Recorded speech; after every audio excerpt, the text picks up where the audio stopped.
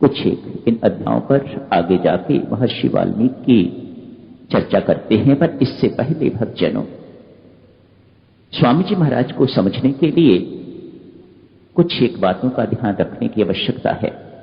जब भी आप उनका कोई ग्रंथ पढ़ते हैं, भक्ति प्रकाश पढ़ते हैं या आजकल श्री रामायण जी का अध्ययन कर रहे हैं, उसमें कुछ एक विशेष बातों का ध्यान रखने की आवश्यकता है।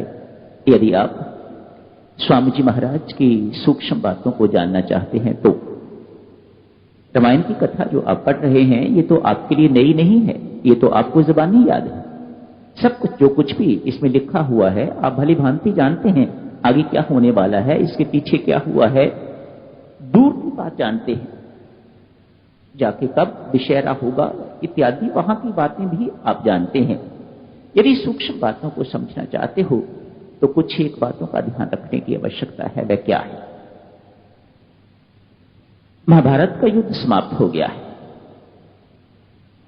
बहुत देर बाद की बात अर्जुन ने भगवान श्री कृष्ण से कहा, महाराज, वह कुरुक्षेत्र के युद्ध में जो आपने मुझे गीता जी का वर्णन किया था, मुझे वह पाठ सुनाया था, वह उपदेश मुझे जो दिया था, आज मेहरबानी करके एक बार मुझे फिर दे दीजिएगा।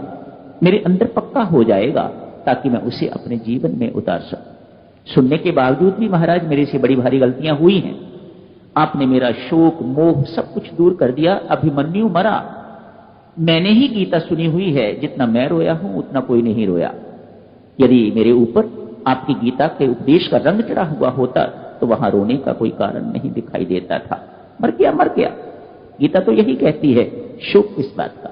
शरीर मरा है, आत्मा कभी मरता नहीं है, इत्यादि इत्यादि बातें अर्जुन जी महाराज ने भगवान के श्री चरणों में कही। भगवान इनकार करते हैं, अर्जुन, जो योग की उस वक्त मेरी मनोस्थिति थी वह इस वक्त नहीं है, मुझे माफ करना, मैं वह उपदेश तुम्हें कभी दोबारा नहीं दे सकूंगा। इसके पीछे अभिप्राय बड़ा गहरा है, तनिक सोच के देखें। सर्वज्ञ परमात्मा, सर्वशक्तिमान परमात्मा, सर्वसमर्थ परमात्मा अपने आप को असमर्थ कह रहा है। मैं उस मनस्थिति में जिस वक्त उस वक्त था, ऐसी मनस्थिति मेरी इस वक्त नहीं है कि मैं तुम्हें वह योग का उपदेश जो है वह पुनः सुना सकूं। क्या अभिप्राय हुआ इसका? इसका अभिप्राय भक्तजनों यही है, वक्ता भी यदि उसकी कुछ स्थितियां होती हैं तो श्रोताओं की भी स्थितियां होती हैं। कल्पना कीजिएगा, एक वक्ता बैठा है ऊपर, जैसे आपने मुझ जैसे को बिठा रखा हुआ है। वह इस वक्त अहंकार की कुर्सी पर बैठा हुआ है, अहंकार की भूमि पर बैठा हुआ है। उसका प्रवचन कैसा होगा?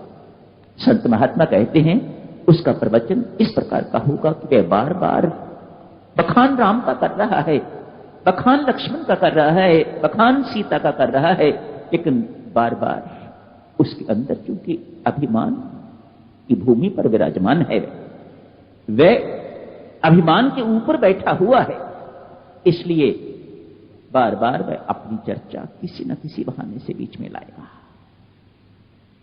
अपनी चर्चा को मिश्रित करेगा, मानो अपने आप को उनसे कंपेयर करना चाहेगा ताकि उसके अभिमान को पोषण मिलता रहे। ये तब जब वह व्यक्ति, जब बोलने वाला व्यक्ति अभिमान की कुर्सी पर विराजमान है। जब बुद्धि की भूमि पर विराजमान होता है वक्ता, उस वक्त क्या करता है? सब श्रोताओं को ऐसी स्थिति में लाके डाल देगा ताकि वह वाद विवाद आपस में कर सके, एक चर्चा का विषय बना देगा, एक डिस्कशन का विषय बना देगा। क्यों? इस वक्त उसकी भूमिका जो है, वह भूमि जो है वह इस वक्त बुद्धि की भूमि है। मन की भूमि पर यदि वह विराजमान है वक्ता, ये बातें जो वक्ता के लिए कही जा रही हैं वे श्रोताओं के लिए भी इसी प्रकार की हैं। यदि मन की भूमि पर विराजमान है वक्ता तो हर वक्त उसका ध्यान इन्हीं बातों पर रहेगा, मेरी कथा का क्या प्रभाव पड़ रहा है, कितनी तालियां बज रही हैं, कितनी बार वाह वाह हो रही है मेरी।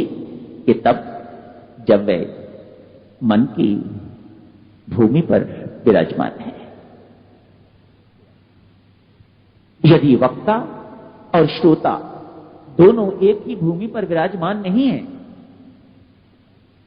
तो वक्ता के बहुत समझाने के बावजूद भी श्रोता इस बात को समझ नहीं सकेंगे। क्यों? मनस्थिति एक जैसी नहीं है। उदाहरण दिया, ध्यान दें, देवऋषि नारद, हम तो बहुत मामूली इंसान हैं, देवऋषि नारद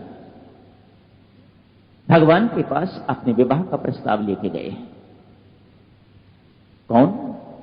देवऋषि नारद, एक योगी भगवान के पास अपने विवाह का प्रस्ताव लेके गए हैं। भगवान कहते हैं, देवऋषि, जो आपके हित में होगा मैं वही करूंगा। क्यों? एक योगी आज भोगी बनने जा रहा है।